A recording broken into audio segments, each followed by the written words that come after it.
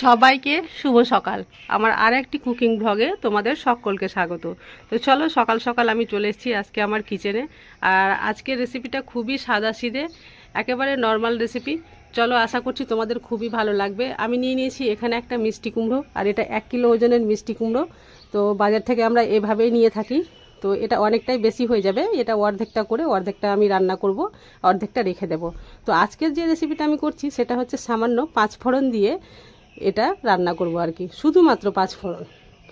তো অনেকে মিষ্টি কুমড়ো খায়, আবার অনেকে পছন্দ করে না। তবে আজকের যে রেসিপিটা আমি করব 5 ফোড়ন দিয়ে, যারা খায় না তারাও মজা করে কিন্তু খাবে।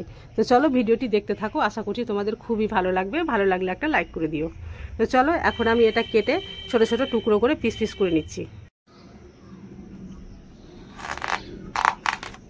এই যে অর্ধেকটা করে নিলাম, আর অর্ধেকটা আমি সরিয়ে রেখে দেব, আর অর্ধেকটা এখন আমি ছিলে নিচ্ছি।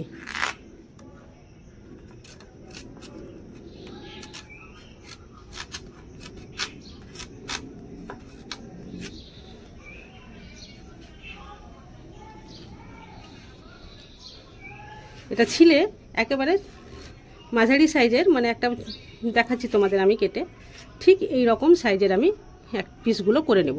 তো চলো, পিস করার পরে দেখা হচ্ছে। তো দেখতেই পাচ্ছ এখানে মিষ্টি কুমড়োগুলো ছিলাও হয়ে গেছে, আর পিস পিস করে কেটেও নিয়েছি। কিন্তু এই মিষ্টি কুমড়োর সঙ্গে আমি একটা ছোট্ট দেখে আলুও দেব। তো নিয়ে নিয়েছি এই একটা ছোট্ট আলু, আর এই আলুটাও ছিলে পিস পিস করে আমি কেটে নিচ্ছি। এই যে দেখো, আলুটাও কাটা হয়ে গেল, আর জলে কিন্তু আমি ডুবিয়ে রেখে দিয়েছি। এবার আলু আর মিষ্টি কুমড়া সাইডে সরিয়ে আমি রেখে দেব। একটু মশলা ভেজে নিতে হবে, তাও আবার 5 ফোড়নের, কারণ আজকে তো 5 ফোড়ন দিয়ে রান্না হবে, আগেই বলেছি। তো চলো, 5 ফোড়নটা ভেজে নিই। গ্যাসের ফ্লেম অন করে আমি একটা এইভাবে প্যান বসিয়ে দিয়েছি, বা খোলা বসিয়ে দিয়েছি, যাই বলতে পারো। তো এটাতে এখন 5 ফোড়ন ভেজে নেব। এটা একটু একটু গরম হয়ে গেছে, এবার আমি 5 ফোড়ন দিয়ে দিচ্ছি। খুব বেশি লাল করে ভাজবো না, একটু যখন সুগন্ধ বের হবে তখন কিন্তু আমি এটা থেতো করে নেব।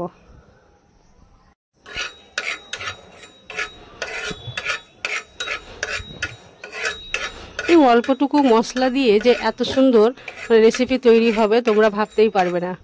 একদিন হলেও তোমরা এই রেসিপিটা অবশ্যই ট্রাই করে দেখিও। এত সাদাসিধে, এত মানে নর্মাল রেসিপি হয়তো আর কোনো দিনও পাবে না।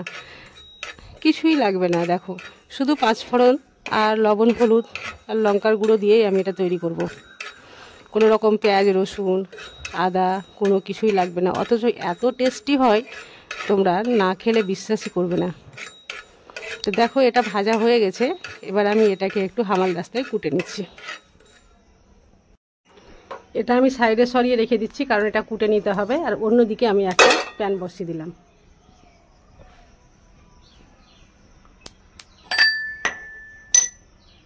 ততক্ষণ প্যানটা গরম হচ্ছে, আমি অন্যদিকে এটা হামাল রাস্তায় ঢেলে নিচ্ছি।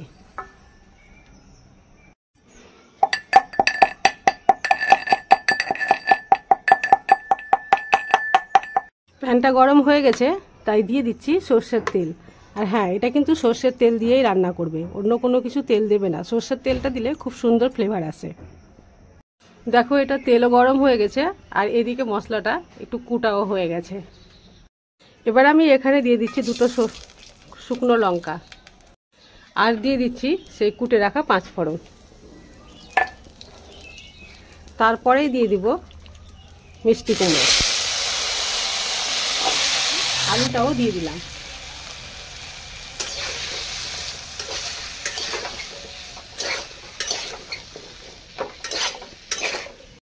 এবার আমি দিয়ে দিচ্ছি স্বাদ মতো লবণ। লবণটা তোমরা যে যেমন খাবে আর কি, সেই হিসাবেই দিবে। দিয়ে দিচ্ছি কাশ্মীরি লঙ্কার গুঁড়ো, কারণ এখানে এক্সট্রা আর লঙ্কা দেবো না, কারণ 2টো শুকনো লঙ্কা দিয়েছিলাম, লঙ্কাটা খুবই ঝাল, তার লঙ্কা দেওয়ার দরকার নেই। দিয়ে দিচ্ছি সামান্য পরিমাণে হলুদ গুঁড়ো, বাস, আর কিচ্ছু লাগবে না। এবার খুব ভালোভাবে কষিয়ে নেব, কোনো রকম মশলা আর কিছুই লাগবে না। যদি একটু একটু লবণ ঝাল কম হয় তাহলে তোমরা সেটা টেস্ট করে পরে দিয়ে দিতে পারো। এইভাবে এবার কষে নিচ্ছি। গ্যাসের ফ্লেম একেবারে লো রেখে এইভাবে একটু কষিয়ে নেওয়ার পরে এটা ঢাকা দিয়ে রেখে দিতে হবে। এটা কিন্তু ভাপেই সেদ্ধ হবে, আর এটা কিছুক্ষণ পর পর ঢাকাটা খুলে দিতে হবে, আবার নেড়ে দিতে হবে। হাফ সিদ্ধ প্রায় ঢাকা চাপা দিয়েই হয়ে যাবে। ফিরে আসলাম 5 মিনিট পরে, আর দেখো অনেকটাই কষানো হয়ে গেছে, আর আমার মনে হয় 50% সেদ্ধ হয়ে গেছে। এই যে দেখো, এবার আমি এটাতে অল্প জল অ্যাড করে দেব।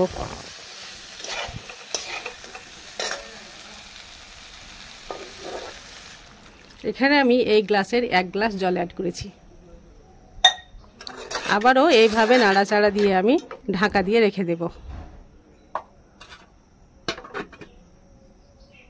আসলাম 15 মিনিট পরে, দেখো জল একেবারে শুকিয়ে গেছে, এর চাইতে বেশি আর সেদ্ধ করা যাবে না।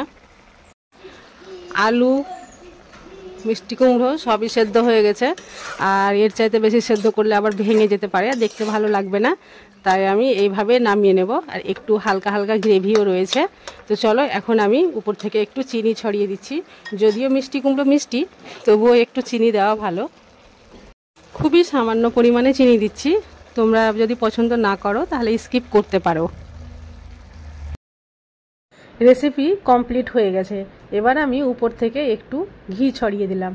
ঘিটা দিলে খুব সুন্দর ফ্লেভার আছে। যদি তোমরা ঘি পছন্দ না করো তাহলে স্কিপ করতে পারো। আর ঘি দেওয়ার পরে কোনোভাবে গ্যাসের ফ্লেম অন রাখা যাবে না। তো এই পর্যায়ে আমি গ্যাসের ফ্লেমটা অফ করে দিয়েছি।